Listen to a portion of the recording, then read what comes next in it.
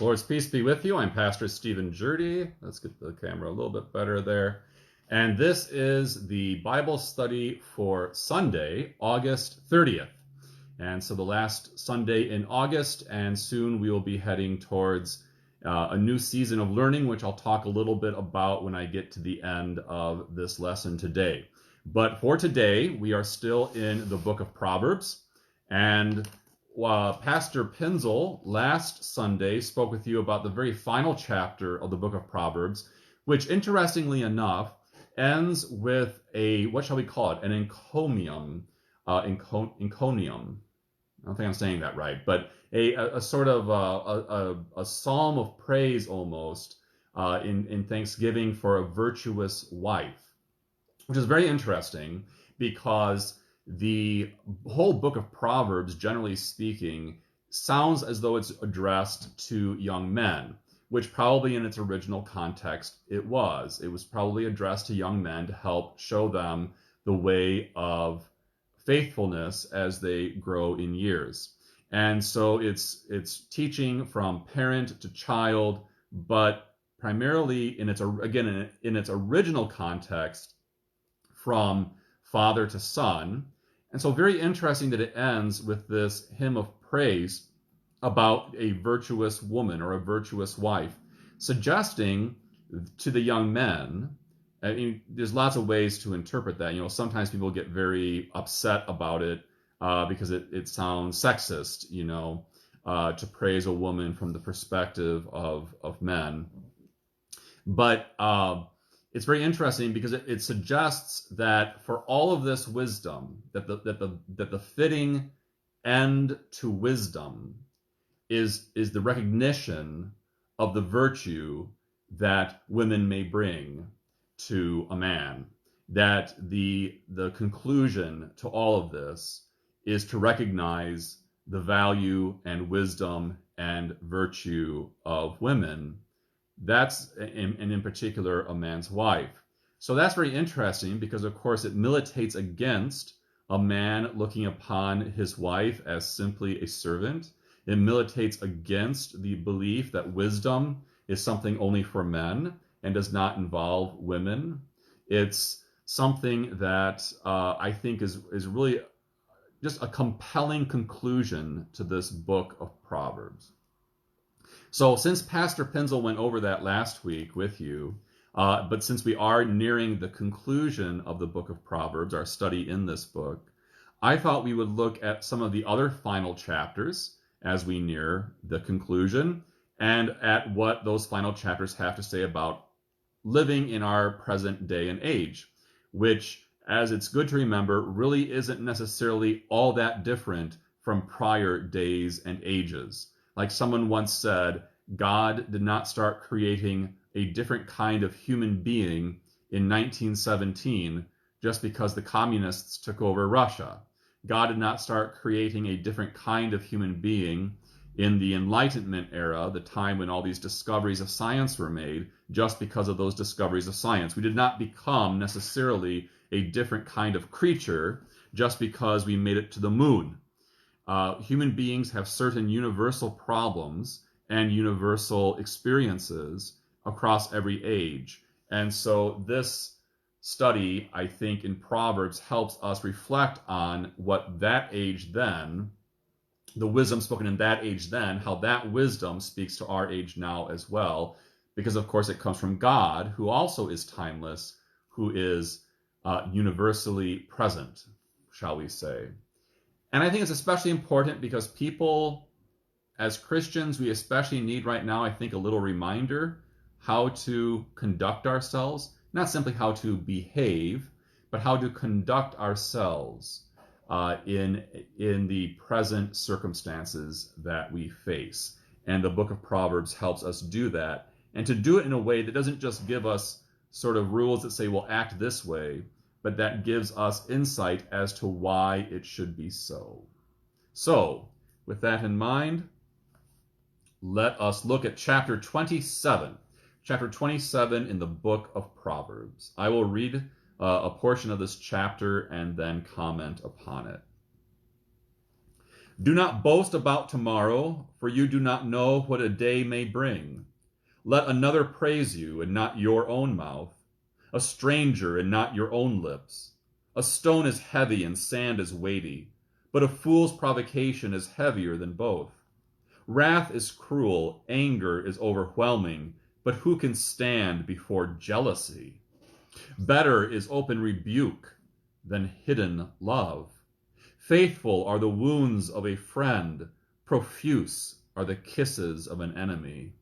One who is full loathes honey, but to one who is hungry, everything bitter is sweet. Like a bird that strays from its nest is a man who strays from his home. Oil and perfume make the heart glad, and the sweetness of a friend comes from his earnest counsel. Do not forsake your friend and your father's friend, and do not go to your brother's house in the day of your calamity. Better is a neighbor who is near than a brother who is far away. Be wise, my son, and make my heart glad, that I may answer him who reproaches me. The prudent sees danger and hides himself, but the simple go on and suffer for it. Take a man's garment when he has put up security for a stranger, and hold it in pledge when he puts up security for an adulteress. Whoever blesses his neighbor with a loud voice, rising early in the morning, will be counted as cursing. A continual dripping on a rainy... We'll come back and unpack all of these. They're just really full of some interesting observations. A continual dripping on a rainy day and a quarrelsome wife are alike. To restrain her is to restrain the wind, or to grasp oil in one's right hand. Iron sharpens iron, and one man sharpens another.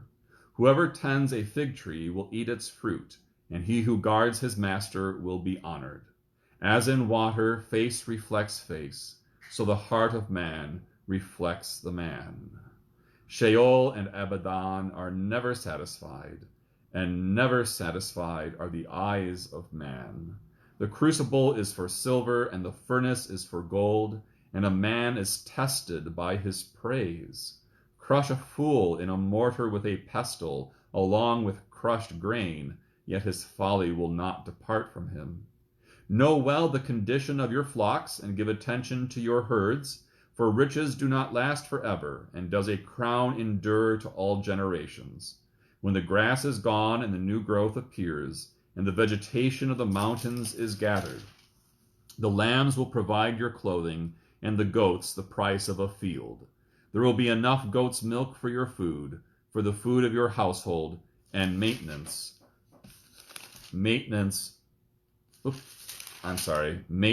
for your girls. Not of, I was going to check the preposition there. Maintenance for your girls. It might be different in the Hebrew. Okay, so let's go and look at each of these verses individually. Do not boast about tomorrow, for you do not know what a day may bring. How very true. This is something, as soon as I say it, we all go, yes, that's right. Don't boast about tomorrow, for you never know what a day may bring. This connects very clearly and directly to the words of our Lord Jesus when he says, do not worry about tomorrow. Each day has enough trouble of its own, from which we get the proverbial wisdom to take a day at a time. Take a day at a time. That's very Christian wisdom. Don't boast about tomorrow. I was listening to a Lutheran pastor in Milwaukee, and this particular pastor is very angry about something. And so this pastor said, I'm just beginning. I'm not done yet. This is just the start of something big, and I'm going to keep going, and I'm going to keep going until we achieve change. Well, then we remember the parable of the rich fool who says, I'm going to build barns and increase and hoard all of my wealth, to which God then says, you fool, this very night your life will be demanded of you. To set forth ourselves and announce what we are going to do, and nothing can stop us, is essentially to place our trust in ourselves. It's one thing to say that. It's another thing to say, this is the cause of God, and he will not rest, and he will use me for as long as he wants me, and thanks be to God for it. That's a different approach. than saying I'm going to do this and no one can stop me. Also, this shines a light on how we plan in the church. Often churches put together 5-year plans, and there's good reasons for conducting 5-year plans and assembling strategies and plans and campaigns and such for the life of the church. We do that sometimes at Zion. We are free to do that because Christ Jesus is our righteousness and our wisdom, and so we can make plans without fearing that somehow by doing so, we're not trusting in Him. We trust in Him to work through even our plans, or also we trust Him to cast them away, to break them down, to destroy them, to end our plans and bring us onto another path.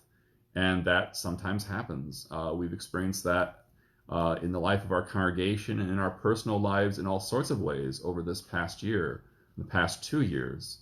And so it goes. And that's how we then look at that planning in the church. Yes, we can make plans in the church, but sometimes those plans can change. We make plans in the church, and the way we do so is we say, well, this is what we've planned, but it may not work out that way. In fact, I have to say, of all the 5-year plans that I've seen churches adopt, I've very rarely seen any of them happen. I've very rarely seen any of them occur. So you make plans, but you also don't presume on the day. You take the day you're given, and you do not boast about tomorrow. All right, so then we have verse 2. Let another praise you, and not your own mouth, a stranger, and not your own lips. A stranger, praise from a stranger. Again, we read this and we say immediately go, oh yeah, sure, we know what that means. Humility, in essence. To praise ourselves is sort of the same problem as presuming on the day, presuming on tomorrow, I should say. To presume that we have tomorrow is to trust in our own endurance, our own ability, the fact that we're going to be here. To praise ourselves is essentially to do the same thing. A stone is heavy and sand is weighty, but a fool's provocation is heavier than both. Now notice this does not say a fool's foolishness is heavier than both. When it talks about a stone or sand, think about a stone or sand as a weight when you're in the water. These are not things you want to be weighted down with when you're in the water. But a fool's provocation is heavier than both. Not just a fool's foolishness, but when a fool provokes you. If you allow that provocation to attach to you, that's going to bear you down more than stone or sand if you're out at sea. And so, and again, notice the thread that connects these first three. Don't presume upon tomorrow. Don't presume that you are going to be here. Don't praise yourself. And also, don't think, really, in order to let a fool's provocation go, when we say a fool's provocation, we mean it when somebody who really doesn't understand a situation comes up and tries to provoke you, right? Someone who does not understand a situation tries to argue with you about that situation, or someone who's just trying to have a lark, tries to get your goat and make you angry. If you allow that to happen, you're really maybe holding on to yourself too tightly. You're taking yourself a little bit too seriously. Just as you need to let go of tomorrow, live the day God gives you, just as you need to let go of your own praise, let that come to you from others, you also have to let go of your pride, let go of your own sense of yourself, so that you're not provoked by fools. Wrath is cruel, anger is overwhelming, but who can stand before jealousy? And not just the jealousy of others there, but the jealousy that you might feel. Notice how this is all an attack on the ego. Don't presume on tomorrow. Don't seek your own praise. Don't let a fool provoke you. Don't hold on to yourself so tightly you let a fool provoke you. And don't love yourself so much that you're jealous that other people have things you don't. Because who can withstand that? It's one thing to be angry. It's one thing to have wrath come down upon you. But jealousy is consuming. And so we see in the 10 Commandments, 2 commandments against coveting. A little different from being jealousing. A little different from being jealous. coveting. Coveting is seeing what someone else has and devising a way to get it. Jealousy is just the burning desire that might drive that sort of approach, or that impetus to steal and acquire what other people have. So we can think of King Ahab, right, who wanted that vineyard, and he got so sick he didn't have that vineyard of his neighbor that he rolled over in bed and moped and whined. And so his wife had the neighbor killed and took the vineyard for her husband. That's both that shows what jealousy can do, how jealousy consumed Ahab. It also shows what coveting can do in the work of his wife Jezebel. Now comes some I think as we go along in this chapter, they get even more interesting. But these first four, they really attack the ego, and wrapped up in that attack on the ego then is a pointer forward to what Jesus would say when he says, "Take up your cross and follow me. Whoever loves his life will lose it. Whoever hates his life will gain it for my sake." It points ahead to the cross. It points ahead to the true righteousness of Jesus. The true righteousness of Jesus is that he did let go of himself. He did let go of his ego. He permitted himself to be crucified for our redemption. Now, what else do we learn from chapter 27? Better is open rebuke than hidden love. Better is serving Germans than Norwegians. No, to unpack what I just said there, Germans are often viewed in the Lutheran Church as being sort of outspoken. They say what they think. Norwegians, they kind of keep it all on the inside. So a Norwegian might love you, but you might never know. A German might be angry at you, and you'll probably know. Which is better? Better an open rebuke than hidden love. Why is that? Well, it's good to know where you stand. And again, notice the attack on the ego. We think, well, I'd rather have someone love me than be angry with me. Or, rebuke isn't anger. A rebuke often can be very loving and gentle and kind. Don't do that. You know that's not good for you.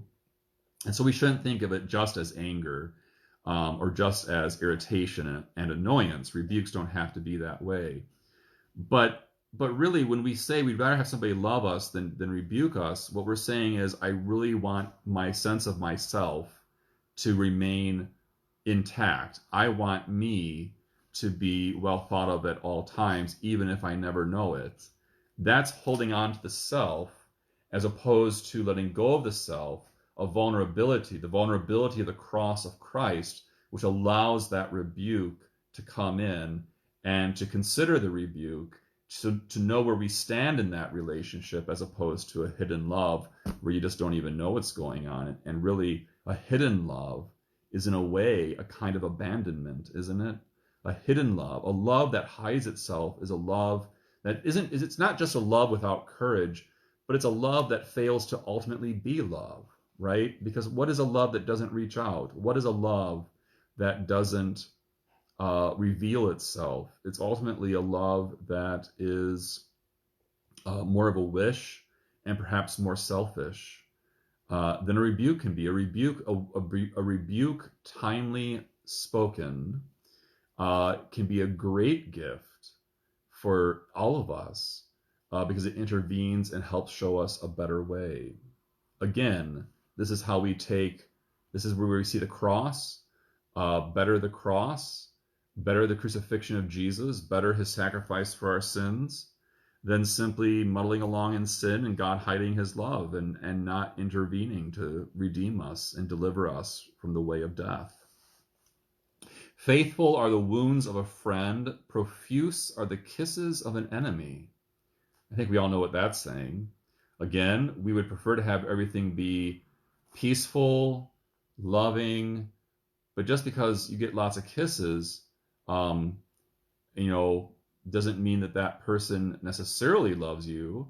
And what are kisses when they come from an enemy? Better is strife and conflict in camaraderie with brothers and sisters than peace among enemies.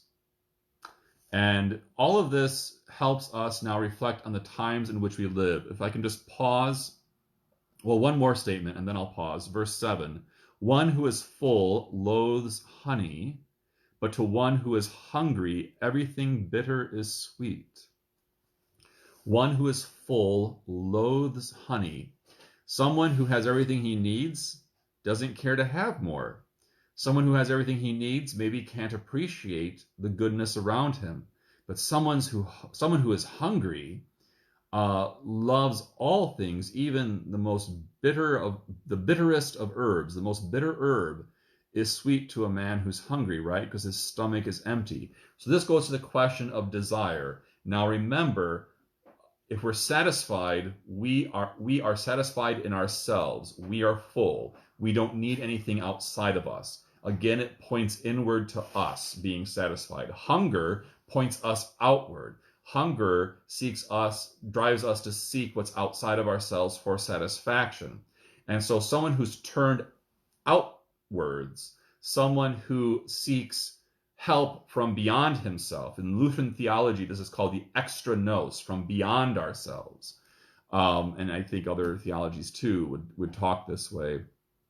That person will find goodness in everything given to him. And I see this sometimes in the ministry. I see this sometimes in myself. When I am, sometimes ask yourself this question: when you are most unhappy, let's pause and look around and see if you aren't in fact quite satisfied in many regards. But sometimes when we are more aware of how much we lack, when we're more aware of how poor and vulnerable we are and how weak we are, then we can truly be joyful in the little gifts, joyful in the big gifts, joyful in the life that God gives us.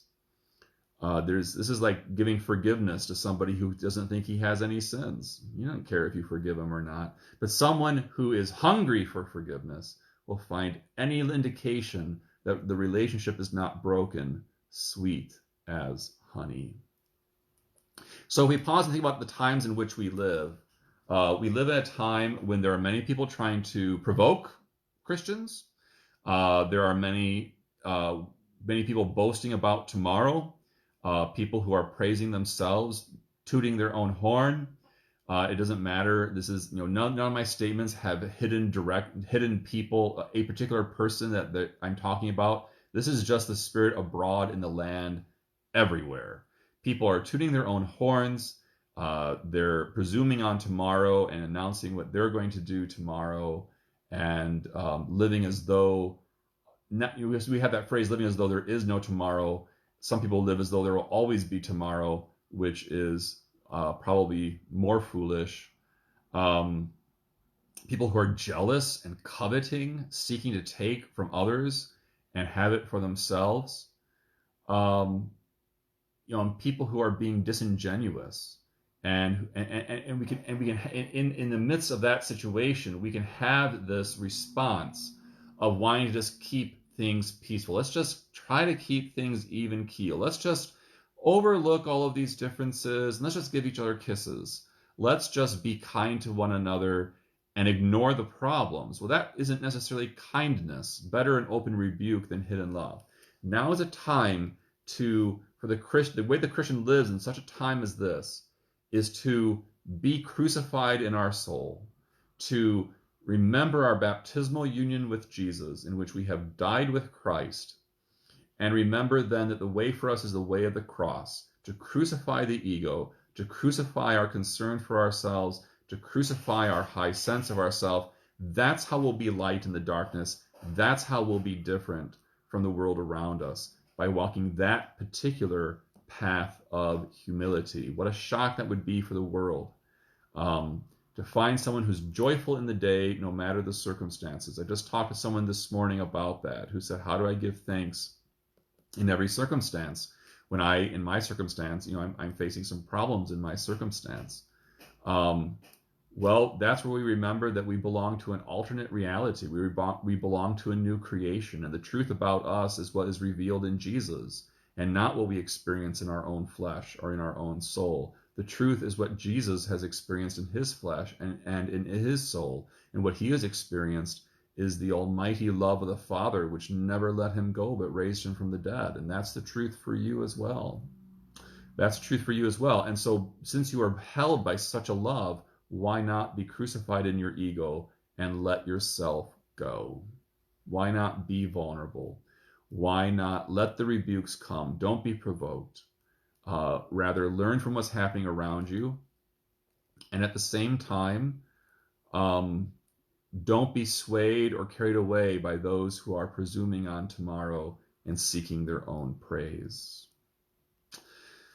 Like a bird that strays from its nest is a man who strays from his home. Oil and perfume make the heart glad, and the sweetness of a friend comes from his earnest counsel. Why do we enjoy our friends? Well, the best blessing a friend can give us is to give us good counsel. Such counsel is like oil and perfume. It is the true sweetness of a friend. Certainly the good times of hanging out, eating and drinking good things, seeing good movies or doing fun activities, that's all great. That's all part of friendship. But the sweetness of friendship is good counsel, reminding us that a good friendship, a gifted friendship, is one in which wisdom is shared. There's another way for you to look at your friendships then. Is this a friendship in which wisdom is shared? Is this a friendship in which we are open to good counsel and we are giving each other good counsel? And if not, how can we make that better?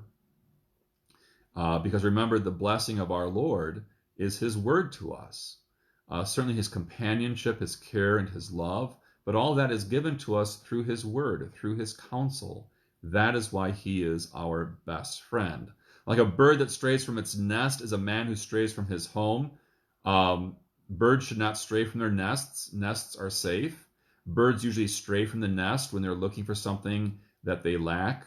And so why do men stray from home?